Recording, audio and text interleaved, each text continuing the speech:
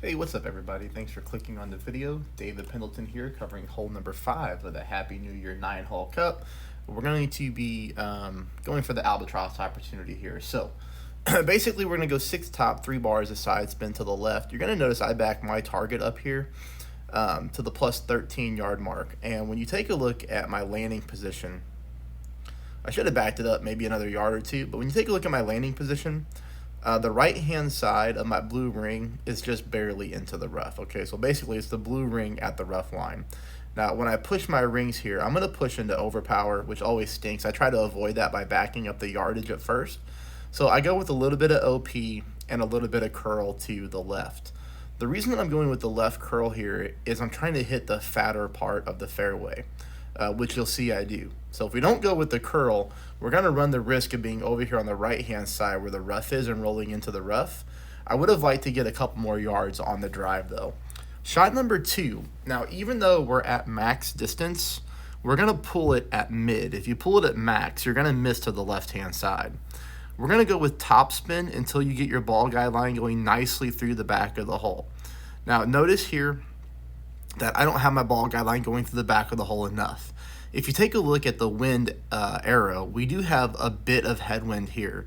And the thing about this shot is we're going a pretty long distance from the rough to the hole. Now, if you're newer to the game, you may not have heard of secondary wind push before, but whenever you move your rings like I'm getting ready to do, all you're doing is moving from the initial point where you strike the ball to where the ball lands. After that ball lands, the wind comes back into effect again, and I should have compensated for that by adding a little bit more topspin to this shot. Blue ring at the rough line, when you get that blue ring at the rough line, that's when you're going to set your spins.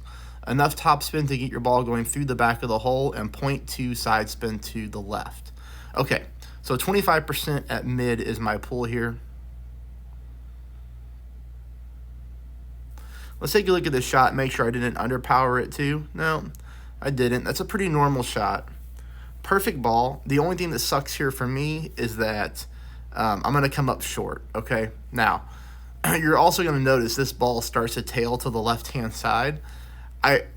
If I have more top spin, my ball is going to come in faster, which is going to give that ball less time to start to tail to the left-hand side. So I think if I would have added a little bit more top spin, I would have dropped this shot, even though you're seeing it miss to the left. I think I would have. I don't know, obviously, but that's just what I'm visualizing that would have happened. So this shot's very close to an albatross. The thing that I would say to you, if you're having a killer round, go ahead and practice this one a time or two just to make sure that you get this one down right, because if you add more top spin like I'm suggesting that you do and you hit a perfect ball, worst case scenario, you miss, right? You miss, and then you'll know exactly what to do when you go to play real mode. All right, that's hole number 5. Please subscribe. Please hit that thumbs up. I'll see you soon for hole 6. Thanks, everybody.